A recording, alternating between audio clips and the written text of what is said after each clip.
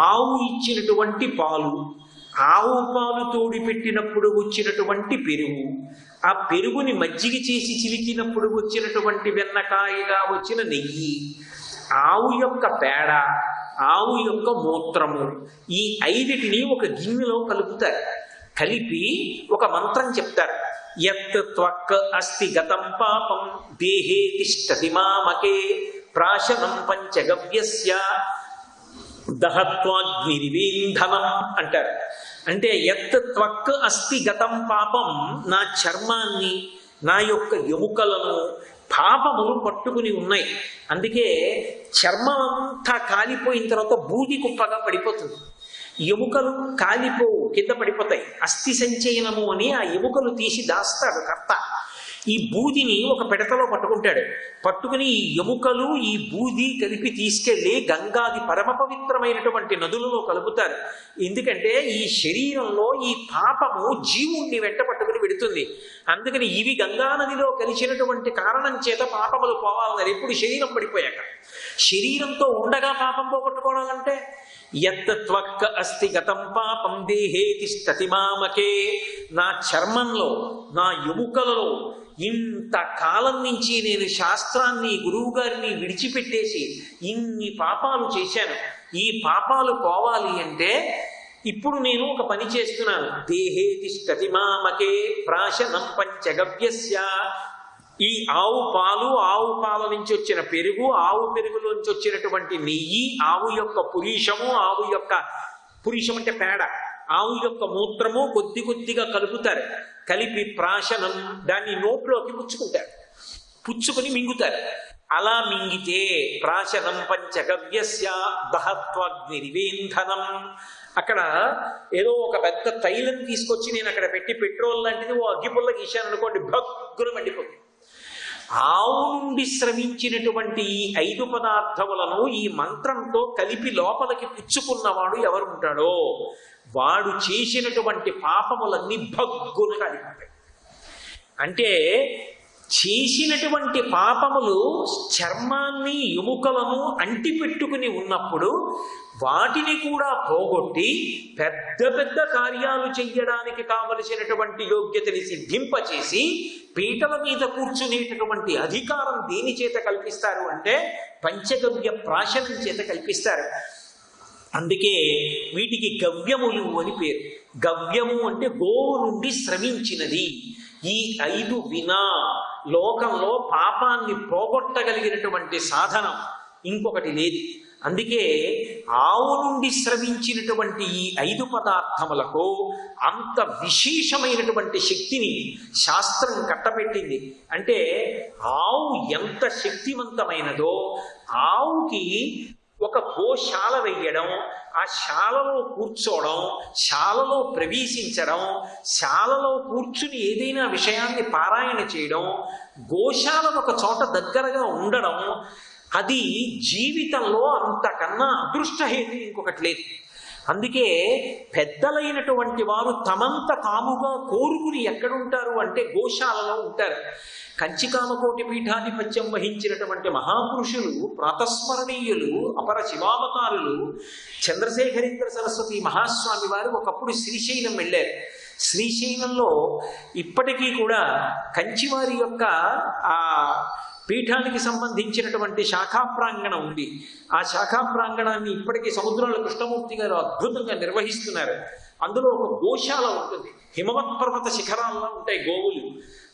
పరమాచార్య స్వామి వారు ఆ ప్రాంగణానికి వెళ్ళినప్పుడు చీకటి పడిపోయిన తర్వాత అయ్యా ఎక్కడ పడుకుంటారు అని అడిగితే ఏదో అక్కడ పడుకుంటారేమో ఇక్కడ పడుకుంటారేమో ఆయనకు పాక వేషం అందులో పడుకుంటారేమో అంటే ఆయన సత్యదండాన్ని పట్టుకుని అన్ని చోట్ల తిరిగి గోశాలకు వచ్చి 3 రోజులు గోశాలలో పడుకుని నిద్రపోయారు. గోశాలలో పడుకోవడం అంత గొప్పది. అందుకే మహాభారతంలో ఒక విషయాన్ని చెప్తారు. మనిషి ప్రయత్నపూర్వకంగా సంవత్సరంలో 3 రోజులు గోశాలలో గడపాలి. ఆ 3 రోజులు సాధారణంగా ఏవై ఉండాలి అంటే ఎక్కువ వెళ్ళగలిగితే మంచిదే, కనీసం 3 రోజులు. ఏ 3 రోజులు అంటే ఆశ్వయుజ మాసంలో వచ్చేటటువంటి కృష్ణపక్షంలో అష్టమి, నవమి, దశమి. శుక్లపక్షంలో అయితే దేవీ నవరాత్రులకు సంబంధించినటువంటి త్రిరాత్ర వ్రతం వస్తుంది. దుర్గాష్టమి, మహర్నవమి, విజయదశమి. కృష్ణపక్షంలో అష్టమి, నవమి, దశమి ఈ 3 తిథులు గోశాలలో గడపాలి. ఆ 3 తిథులను గోశాలలో గడిపినప్పుడు చక్కగా గోశాలలో కూర్చుని ఏవైనా మంచి విషయాలు పారాయణ చేసుకోవడం, ఓ మంచి గ్రంథాన్ని దేన్నైనా అక్కడ కూర్చుని చదువుకోవడం, గోవు నుండి వచ్చినటువంటి పాలు తాగి 3 రోజులు జీవనం చెయ్యడం. లేదండి అలా ఉన్నా కూడా మా శరీరం పడిపోతుంది, రోగగ్రస్తం అయిపోయిందంటారా, అప్పుడు పరమ పరిమితమైనటువంటి ఫలముల వంటి ఆహారాన్ని స్వీకరించడం. ఈ 3 రోజులు కనీసం గోశాలలో గడపడానికి యోగ్యమైన రీతిలో గోశాలని నిర్మించుకోవాలి. అందుకే ఆ 3 రోజులు గోశాలకి వెళ్ళి ఉండడానికి యోగ్యంగా అవకాశం ఉంటే ఆ 3 రోజులు సంవత్సరంలో కనీసం గోశాలలో ఎవడు గడుపుతాడో వాడు తరించిపోయినట్టే. వాడు తరించిపోయాడు, వాడు ఊర్ధ్వలోకాలు పొందుతాడనడంలో అనుమానం లేదు. ఇది ఒక్క భీష్ముడు ధర్మరాజుకు చెప్పింది కాదు. భీష్ముడు ఈ విషయాలు చెప్పేటప్పుడు అనుశాసనిక పర్వంలో ఎన్నో విషయాలను ఉటంకిస్తాడు. వశిష్ఠుడు ఒకానొకప్పుడు ఇక్ష్వాకు వంశంలో పుట్టినటువంటి సౌదాసురనబడేటటువంటి మహారాజుకి చేసినటువంటి ఉపదేశం, వ్యాసుడు శుకాచార్యుల వారికి చేసినటువంటి ఉపదేశం, ఈ ఉపదేశాల్లో చెప్పబడినటువంటి గో వైభవాన్నంతటినీ కూడా భీష్ముడు అప్పశయ్య మీద పడుకుని ఉటంకించాడు. అందుకని ఒక గోశాల అనేటటువంటిది అంత వైదికంగా మనం ధరించడానికి యోగ్యమైనటువంటి భూమిగా గోశాలని నిర్మించుకోవడం దేనికి అంటే కేవలం ఏదో గోవుల్ని రక్షించాం కాదు, ఆ గోవుని పట్టుకుని మనందరం కూడా తరించిపోతాం. గోవు ఒక్కటే దివ్య స్నానాన్ని అనుగ్రహిస్తుంది, మిగిలినవి ఏవి కూడా దివ్య స్నానాన్ని అనుగ్రహించవు. మనకి వాయుస్నానము అని ఒక స్నానం చెయ్యాలి సంవత్సరంలో ఒకసారి. అది గోధూళి వేళ అని సాయంకాలం వేళ ఆవులు ఇంటికి వెళ్ళిపోతాయి. అదో విచిత్రమైన లక్షణం. వాటికి సూర్యాస్తమయం అవుతోంది అంటే గోవులు తమంత తాము కట్టుకొయ్యలు ఎక్కడుంటాయో అక్కడికి వెళ్ళిపోతాయి. అవి అలా వెళ్ళిపోతున్నప్పుడు వాటి వెనక నడిస్తే చాలు, వాటి యొక్క డెక్కల నుండి ధూళి పైకి రేగుతుంది. రేగి ఆ పరాగం మీద పడుతుంది, ఆ మట్టి మీద పడుతుంది. అలా గోవు యొక్క డెక్కల నుంచి రేగినటువంటి పరాగము మీద పడినంత మాత్రం చేత ఆ వ్యక్తి వాయుస్నానం చేశాడు అని ఖాతాలో వేస్తాడు. పైగా మీకు విశేషం ఏమిటో తెలుసా? మీరు ఏదైనా ఒక ఉత్తమమైనటువంటి సంకల్పాన్ని చేసుకుంటున్నారు అనుకోండి, నేను ఈ మంచి పని చెయ్యాలి అనుకుంటూ ఉండగా ఆవు వచ్చిందనుకోండి, ఆ సంకల్పం చాలా తొందరలో నెరవేరుతుందని గుర్తు. గోశాలకి వెళ్ళడం అలవాటు ఉందనుకోండి, అది కొన్ని కోట్ల జన్మల తరువాత లభించినటువంటి అదృష్టము అని చెప్పవచ్చు. ఒక్క గోవు ఒక ప్రాంగణంలో ఉంది అంటే ప్రాంగణం అంతా పవిత్రమైపోయింది. అంత శక్తివంతమైనటువంటి ప్రాణి ఆ గోవు. అందుకే ఆ గోవుని అంత జాగ్రత్తగా సేవిస్తారు. గోవు శరీరంలో ఎన్ని పదార్థములు ఉంటాయో అన్నీ కూడా మనిషి తరించడానికి హేతువులై ఉంటాయి. అందుకే మీరు చూడండి, గోవు పాలిచ్చేటటువంటి ప్రాణుల యొక్క జాతికి చెందినది. పాలిచ్చేటటువంటివి లోకంలో ఎన్నో ప్రాణులు ఉన్నాయి. పాలు పంది కూడా ఇస్తుంది, పాలు పిల్లి కూడా ఇస్తుంది, పాలు కుక్క కూడా ఇస్తుంది. పాలిచ్చే ప్రాణులు ఎన్నో ఉన్నాయి. కానీ కొన్నింటిని మాత్రం మాతృశబ్దంతో మనుష్యులు కూడా పిలుస్తారు సంబోధించి. జనకమాత అంటే జన్మనిచ్చినటువంటి తల్లి, గోమాత, భూమాత, అలాగే లోకంలో జగజ్జనని అమ్మవారు, ఆవిడ శ్రీమాత. వీళ్ళకి మాతా శబ్దం వేసి పిలుస్తారు. జనక మాత అమ్మ. ఏమీ తెలియనటువంటి పిల్లవాడు అమ్మ కడుపులోంచి పైకొస్తాడు. వాడికి అమ్మ కడుపులోంచి పైకొచ్చిన తరువాత మాత్రమే క్లేశం. కానీ నిజానికి అమ్మ ఎప్పుడు క్లేశం పొందుతుందో తెలుసా? యావత్ పుత్రో నభవతి తావత్ దుఃఖస్య కారణం. ఎంత గొప్ప ఐశ్వర్యవంతుడు భర్త కానివ్వండి, ఎంత మంచి అత్తారు కానివ్వండి, తనకి ఇంకా బిడ్డలు పుట్టలేదనుకోండి, ఆవిడ ఏదో బాధ పొందుతూనే ఉంటుంది. ఆ కొడుకు పుట్టనంత కాలం బెంగ. ఆ కొడుకు కడుపులో పడ్డాడనుకోండి, అమ్మో వీడికి ఏం అవ్వకూడదు, వీడు సుఖంగా ప్రసవించాలి నేనని వాడి కోసం ఎన్ని జాగ్రత్తలు తీసుకుంటుందో. ఇంత కష్టపడుతుంది, ఇంత కష్టపడి కంటుంది. మనం ఏం చేస్తాం? అమ్మకి కొడుకు ఇచ్చేటటువంటి బహుమానం ఏంటంటే అమ్మని తన్నడం. లోకంలో వాడు అమ్మని తన్నాడండి అన్నారనుకోండి, చీ దుర్మార్గుడు అంట. కానీ లోకంలో ప్రతివాడు అమ్మని తన్నేవాడే. కడుపులో ఉండి అమ్మని తన్నాడు. 9వ నెల వచ్చి కడుపులో పిల్లాడు కదిలి తంతు ఉంటే అమ్మ ఎంత మురిసిపోతుందంటే, ఆడపిల్ల అందులో తొలికాను పనుకోండి, గబగబా లేచి అమ్మ దగ్గరికి వెళ్ళి అమ్మ వీడు కదులుతున్నాడమ్మా, వీడు ఇక్కడ తన్నాడమ్మా, ఇక్కడ ఉబ్బిందమ్మా అని మురిసిపోతుంది. కడుపులో వాడు కాలుతో తంతే మురిసిపోయింది, బయటికి వచ్చి తంతే మురిసిపోయింది. ఆఖరికి అమ్మకి ప్రాణ సమానమైన మంగళసూత్రాలు పట్టుకుని పాలు తాగుతూ గుండెల మీద తంతే మురిసిపోయింది. పెద్దవాడైన తర్వాత శ్రీ మహావిష్ణువు యొక్క ఇల్లాలు భూదేవి తల్లి ఆమెని కాలు పెట్టి తంతే క్షమించింది. తన్నకుండా బతికిన కొడుకెవడున్నాడు లోకంలో? అయినా అమ్మా నీకెంత ఓర్పు, మమ్మల్ని క్షమిస్తూనే ఉన్నావు కదమ్మా. ఆమె జనకమాత అంత ప్రేమతో పాలిచ్చింది. 2వది భూమాత, తల్లి అన్నం పెట్టింది. 3వది గోమాత. మిగిలిన ప్రాణులు ఏవైనా సరే పాలిచ్చేవి తమ బిడ్డలకు సరిపోయినన్ని పాలు మాత్రమే స్రవిస్తాయి. బిడ్డల కడుపు నిండడానికి ఎన్ని పాలు కావాలో అన్ని పాలే తయారవుతాయి. అందుకే మీరు ఎప్పుడైనా గమనించండి, ఒక్కొక్కసారి వాటి పిల్లలు తాగడానికి సరిపోయినన్ని పాలు కూడా ఉండక ఆ శిరములు పిల్లలు అందుకోకుండా శిరములను దాచేస్తుంటాయి. భూమికి ఆ శిరములను అడ్డంగా పెట్టేసి పొట్ట వాటి మీద పెట్టుకు పడుకుంటాయి. ఎందుకని అంటే అదే పనిగా పిల్లలు తాగుతుంటే వాటి ఎందుకు పాలు ఉండవు. పాలు ఉండగా శిరములను పట్టుకుని చప్పరిస్తుంటే వాటికి బాధగా ఉండి అవి పిల్లలకు అందకుండా చూస్తాయి. మీరు నన్ను ఆశ్చర్యంగా చూడక్కర్లేదు, పంది చాలదండి. పంది కడుపు కిందంతా శిరములు వేలాడుతుంటాయి. పంది పిల్లలు అటు ఇటు వచ్చి తాగుతుంటాయి. అదే పనిగా పాలు తాగుతుంటే పాపం దానికి పాలు లేక ఆ పిల్లలు వచ్చి తాగుతుంటే ఇంకా పాలు లేవని అది ఏం చేస్తుందంటే శిరములన్నింటినీ కూడా భూమి దగ్గర పెట్టేసి పొట్ట దాని మీద పెట్టేసి శిరములు కనపడకుండా పడుకుంటుంది. ఈ పిల్లలు వచ్చి అటు ఇటు అటు ఇటు అటు ఇటు దూరి వెతుక్కుంటాయి, దొరకవు శిరములు. అవి అటు ఇటు చెదిరిపోయి ఏవో తింటుంటాయి. అప్పుడు మళ్ళీ ఏదో ఇంత తిని మళ్ళీ పాలు స్రవిస్తుంది, మళ్ళీ పిలుస్తుంది పిల్లల్ని, పిలిచి మళ్ళీ శిరములు అందిస్తుంది. తన బిడ్డలకు కావలసినన్ని పాలు మాత్రమే తయారు చేస్తాయి ప్రాణులు. ఒక్క గోవు యొక్క గొప్పతనం ఎక్కడుందంటే తన బిడ్డకి సరిపోయినన్ని పాలే కాకుండా లోకంలో ఎవరికైనా సరే తాగడానికి కావలసిన పాలను కూడా గోవు అనుగ్రహిస్తుంది. నేనన్న మాట బాగా పట్టుకోవాలి. ఎవరికైనా తాగడానికి వీలుగా. నేను ఈ మాట అనడానికి కారణం ఏమిటో తెలుసా? తల్లి లేని పిల్లవాడికి కూడా, తల్లి లేని పిల్లకి కూడా పాలు ఎవరివిస్తారంటే ఆవు యొక్క పాలిస్తారు. ఆ ఆవు అంత ఉదాత్త భావనతో ఉంటుంది. మరి దానికి ఎలా తెలుస్తుందో తెలియదు. అంతవరకు ఎందుకండి, మన గోశాల దగ్గర ఒకప్పుడు ఒక ఆవు అలా వెళ్ళిపోతూ ఏదో ఒకటి ఆవు ఈనేసింది. ఆవు ఈనేసేటప్పటికి చుట్టుపక్కల ఉన్న ఊర కుక్కలన్నీ వచ్చి పడిపోయి దానికి వెనక వేలాడుతున్న మావి పీకేయడానికి ఆవు భయపడి పరిగెత్తుకెళ్ళిపోయింది. ఈ కుక్కలన్నీ వచ్చి అప్పుడే పుట్టిన దూడ మీద పడిపోయి దూడని కొరికేసేది.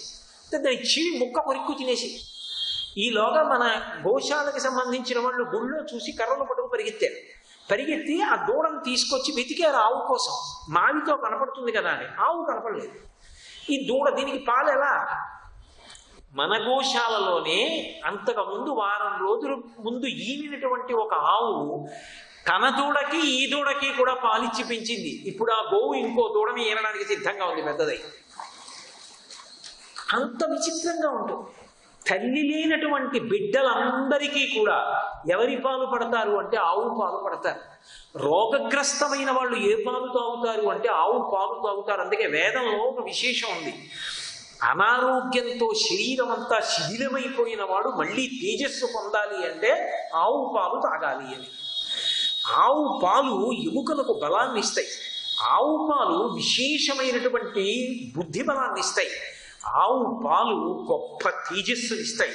ఆవు పాలు జ్ఞాపక శక్తిని ఇస్తాయి. ఆవు పాల యందు అన్ని విశేషమైనటువంటి గుణములు ఉంటాయి. అటువంటి పాలు పిల్లలకి తల్లి లేనటువంటి వాళ్ళు ఆ పిల్లలకి ఆవు పాలనిస్తారు. రోగగ్రస్తమైన వాడు ఆవు పాలు తాగుతాడు. బలం కావాలనుకున్నవాడు ఆవు పాలు తాగుతాడు. అనారోగ్యంతో ఉన్నవాడు ఆవు పాలు తాగుతాడు. నిత్యకర్మ చేయడానికి కావలసినంత స్థితిని పొందాలనుకున్నవాడు ఆవు పాలు తాగుతాడు. సాధారణంగా పాలలో ఉండే లక్షణం ఏమిటంటే ఏ జంతువు నుంచైనా పాలు వస్తే ఆ పాల యందు రజోగుణ తమో గుణాలు ఉంటాయి అని. జంతువుల నుండి స్రవించినటువంటి పాలల్లో రజోగుణ తమో గుణాలు ఉంటాయి. కానీ జంతు శరీరంతో కనపడినప్పటికీ కూడా ఆవు నుండి స్రవించేటటువంటి పాలు పరిపూర్ణమైనటువంటి సత్వగుణంతో నిండి ఉంటాయి. సన్యాసి మనసు ఎట్టి పరిస్థితుల్లోనూ కదలడానికి అంగీకరించడు. ఎప్పుడు మనస్సు బ్రహ్మమునందు నిలబెడతాడు. దానికి ఎంత సత్వగుణంతో కూడుకున్నటువంటి బుద్ధి కావాలి? అంత సత్వగుణం ఏర్పడాలి అంటే అంత సాత్వికమైన ఆహారాన్ని తినాలి. అందుకే సన్యాసాశ్రమంలో ఉన్నవాళ్ళు కూడా ఏది పుచ్చుకుంటారు అంటే ఆవు పాలు పుచ్చుకుంటారు. ఆ పాలు ఇక్కడ శరీరాన్ని పోషిస్తాయి. ఇక్కడ శరీరంతో ఉన్నవాడు ఆ పాలు పట్టుకెళ్ళి శివలింగం మీద పోశాడు అనుకోండి, ఉత్తమ లోకాలు పొందుతాడు. కృష్ణ భగవానుడి మీద పోశాడు అనుకోండి, ఉత్తమ లోకాలు పొందుతాడు. పరదేవత మీద పోశాడు అనుకోండి, అభిషేకం చేశాడు, ఉత్తమ లోకాలు పొందుతాడు. ఆ ఆవు పాలని అభిషేకం చేసిన కారణం చేత ఉత్తమమైనటువంటి లోకాలు పొందుతున్నాడు. ఇక్కడ సమస్తమైనటువంటి విభూతులను పొందుతున్నాడు. సత్వగుణాన్ని పొందుతున్నాడు. అమ్మ పాలు ఒక్కటే ఇచ్చి పెంచుతుంది శరీరాన్ని. కానీ గోవు తన నుండి స్రవించినటువంటి పాలని ఒక వ్యక్తి పట్టుకెళ్ళి దేవాలయంలో అభిషేకం చేస్తే ఉత్తమ లోకాలు పొందడానికి కావలసిన పుణ్యాన్ని కూడా ఇవ్వడానికి సాధనాన్ని అందిస్తోంది. ఆమె మాతలకు మాత, తల్లులకు తల్లి. అందుకే గోవుని మాతృశబ్దం వేసి పిలిచారు, గోమాత అని పిలిచారు. అటువంటి గోవు భూమాత, భూమి తల్లి. అసలు యథార్థానికి భూదేవి శ్రీ మహావిష్ణువు యొక్క ఇల్లాలు. ఎప్పుడైనా భూదేవి ఒక కష్టం శ్రీ మహావిష్ణువుతో చెప్పాలి అనుకుందనుకోండి, నేను శ్రీ మహావిష్ణువు యొక్క ఇల్లాలని కదా, నేను భూదేవిగా నిలబడి ఆయనని ప్రార్థన చేస్తానని వెళ్ళదు. ఎందుకని అంటే భూదేవిగా ఆయన పిలిస్తే, ఆమె పిలిస్తే శ్రీ మహావిష్ణువు పలుకుతారా అంటే చెప్పడం కష్టం. కానీ ఆమె గోరూపాన్ని ధరించి పిలిచిందనుకోండి, వెంటనే పలుకుతారు. విష్ణువుకి గోవు యందు ఉన్నటువంటి ప్రేమ అటువంటిది. అందుకే ఆ గోవు ఎక్కడ ఉందో అక్కడ విష్ణువు యొక్క అనుగ్రహం ఉంటుంది. మీరు చూడండి, ఎప్పుడైనా పురాణాలు పరిశీలించండి. భూమి చాలా బాధపడింది అనుకోండి, లోకంలో పాపం పెరిగిపోతుంది అనుకోండి, శాస్త్ర విరుద్ధంగా ప్రవర్తించేటటువంటి వారి సంఖ్య పెరిగిపోతుంది అనుకోండి, అప్పుడు ఆ కష్టం శ్రీ మహావిష్ణువుకి చెప్పవలసి వస్తే భూదేవిగా నిలబడి పిలవదు, ఆమె గోమాతగా నిలబడి పిలుస్తుంది. మీరు భాగవతం చదివితే భాగవతంలో భూమి శ్రీ మహావిష్ణువుని పిలవవలసి వచ్చినప్పుడు, లేదా ధర్మానికి 3 కాళ్ళు పోయి ఒంటి కాలు మీద వృషభం నిలబడితే ధర్మాన్ని ఎద్దుతో సంకేతిస్తారు. ఆ ఎద్దు రూపంలో ధర్మం నిలబడితే భూమి గోరూపంలో నిలబడి చెప్తుంది, ఎందుకయా ఈ లోకంబున పూర్వము 4 పాదముల నీవు నడతువు, నేడా శ్రీలనేశుడు లేమిని కాలముచే నీకు ఒంటి కాలయ్యకదే అంటుంది. పూర్వం ఓ ధర్మమా నీకు 4 పాదాలు ఉండేవి, ఇప్పుడు శ్రీకృష్ణ భగవానుడు అవతార పరిసమాప్తి చేశాడు, కలియుగం వచ్చింది, అందుకే నీకు 3 పాదాలు లేకుండా 1 పాదంతో నడుస్తున్నావా అని అడుగుతుంది. భూదేవి గోరూపాన్ని పొందుతుంది. అందుకే భూమాత ఒకరు, గోమాత ఒకరు కాదు. నిజానికి ఈ భూమి అంతా మాతృరూపంతో నిలబడితే చూడాలి అనుకుంటే అదే గోమాత. అందుకే భూమాత ఏ రూపాన్ని పొంది విష్ణువుని పిలుస్తుంది అంటే గోమాత రూపాన్ని పొంది పిలుస్తుంది. అందుకే లలితా సహస్రనామ స్తోత్రంలో గోమాత గుహజన్ బభూ అని కదా అమ్మవారికి పేరు.